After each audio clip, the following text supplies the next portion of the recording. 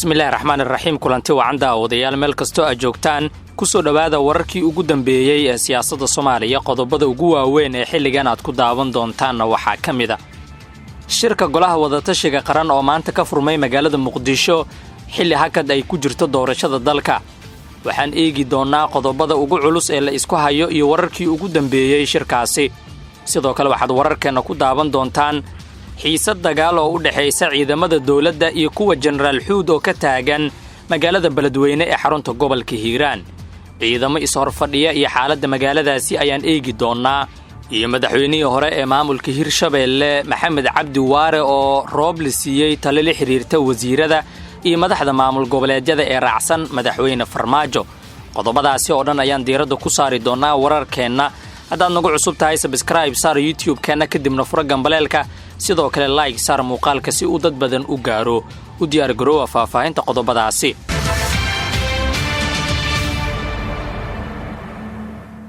waa hagaag marka la kulanti wanaagsan aan ku bilaabo wararkeena ra'iisul wasaarihii shaqada laga joojiyay ee Maxamed Xuseen Rooble ayaa gudoomiyay shirka golaha wadatashiga qaran oo maanta ka furmay magaalada Muqdisho kaasi oo diiradda lagu saarayo amniga iyo dardargelinta doorashooyinka daafurnaanta iyo jaangooyinta xilliga la soo gabagabeynayo doorashada golaha shacabka waxaa shirka ka qayb galaya madaxweynayaasha dawlad goboleedyada Puntland, Jubbaland, Galmudug, Hirshabeelle iyo Koonfur Galbeed iyo sidoo kale gudoomiyaha gobolka Banaadir shirka ayaa diiradda lagu saari doonaa saxiixda qaladaadka doorashada socodsiinta doorashada iyo waliba ka shaqaynta sidii loo dardargelin lahaa shirkan oo uu khilaaf ka taagnaa ajandaha laga wada hadlayo ayay dhinacyadu isaga soo dhawaadeen habeenkii xalay taasi oo keentay in 5 maamul goboleed gudoomiyaha gobolka Banaadir iyo Rooble ay wada fadhiistaan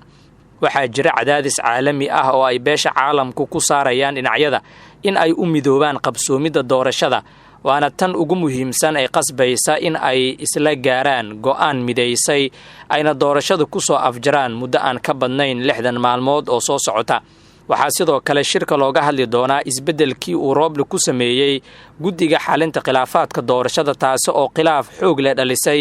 iyo sidoo kale shakhsiga uu noqonayo gudoomiyaha guddiga doorashooyinka qaranka waxaa dhinaca kale dood ay ka taagan tahay in isbeddel lagu sameeyo hanaanka deegaan doorasho maadaama qaar ka mid ah madaxda maamul goboleedyada ay qodobkaasi miiska soo saareen waxaa xusid mudan in sidoo kale looga hadli doono shirka mas'uuliyadda guud ee amniga dalka iyadoo laga shiri doono sida laga yeelayo khilaafka culus ee u dhaxeeya madaxweyne Farmaajo iyo Rooble lama oga waxa shirkan ka soo bixi doono balse waxaa xusid mudan in madaxda maamul goboleedyada qaar ay taageersan yihiin madaxweyne Farmaajo dhinaca kale afahayeenka xukuumadda Soomaaliya Maxamed Ibraahim Macallimow ayaa faahfaahin ka bixinaya qodobada looga hadlay shirka maanta ka furmay magaalada Muqdisho ee u dhaxeeya Maxamed Xuseen Rooble madaxda maamul goboleedyada iyo gudoomiyaha gobolka Banaadir bismillaahi raxmaani raxiim maanta magaalada Muqdisho waxaa si rasmi ah uga furmay shirkii golaha wadatashiga qaranka Soomaaliyeed oo uu shir gudoominayay ra'iisul wasaaraha xukuumadda shirkan oo ay ka wada qayb galayaan madaxweynayaasha dawlad goboleedyada iyo gudoomiyaha gobolka Banaadir ayaa waxa uu ahaa shirkii uu iclaamiyay ra'iisul wasaaraha waxaana looga hadlayaa arrimaha la xiriira dardargelinta doorashada hufnaanta doorashada iyo sidoo kale sidii doorashada loo jadwaleyn lahaa isla markaana maaragtay loo qaban lahaa doorashaduna dalka ay ugu noqon lahayd tii maaragtay looga gudbo xaaladdan waxaana inta shirka uu socdo guddiyo kala duwan ay la kulmi doonaan golaha wadatashiga qaran dadka u qorshaysan inay la kulmaan waxaa ka mid ah daneeyaasha maaragtay arrimaha doorashooyinka oo ay ka mid yihiin wakiilada beesha caalamka waxay sidoo kale la kulmi doonaan midowga musharaxiinta maaragtay xubno matalaya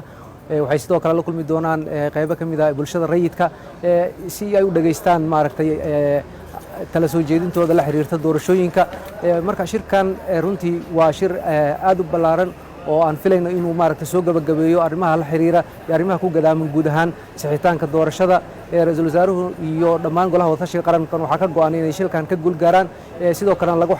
xalliyo oo diiradda lagu saaro haddii uu jiro meelo lagu kala aragti duwan yahay marka waxaan rajaynaynaa shirkan inuu noqon doono mid guulaysta oo ay maaragtay ugu dambeyntii ka soo baxaan qodobo wax ku ool ah hufnaanta doorashada iyo in doorashadu ay sii socoto markan haddaan eegno Beledweyne waxaa xiisad dagaal oo u dhaxaysa ciidamada dawladda iyo kuwa maamulka Hirshabeelle oo dhinaca ah iyo kuwa la magac baxay badbaadada Hiiraan ay ka taagan tahay wali xaafada ka tirsan magaalada Beledweyne xiisadda ayaa ka dambeysay kadib markii shalay dagaal culus uu labada dhinac ku dhex maray deegaanka Qowlad ee duleedka Beledweyne balse ciidamada labada dhinac ay u soo wareegeen gudaha magaalada Beledweyne. ciidamada uu hogaaminayo sarkaalka lagu magacaabo Nuur Dheere ayaa soo galay magaalada Beledweyne kuwaas oo fariisin ka sameystay guryo u dhow garoonka kubadda cagta ee Laqanyo, halka ciidamada dawladda iyaguna ay fariisin ka sameysteen meel aanan ka fogeyn garoonka kubadda cagta ee Laqanyo. xaafadaha qaar ee magaalada Beledweyne ayaa waxaa ka dhacay dibadbax ay dhigeen qaar ka mid ah shacabka iyaga oo ku dhawaaqayay erayo ay uga soo horjeedaan maamulka Hirshabeelle. odayaasha dhaqanka iyo waxgaradka Hiiraan ayaa weli raadinaya xal ku saabsan sidii looga baaqsan lahaa dagaal mar kale ka dhaca gudaha magaalada Beledweyne iyadoo weli ciidamadu ay ishorfadhiyaan. ugu dambeyn haddaan eegno madaxweynihii hore ee dowlad goboleedka Hirshabeelle Maxamed Cabdi Waare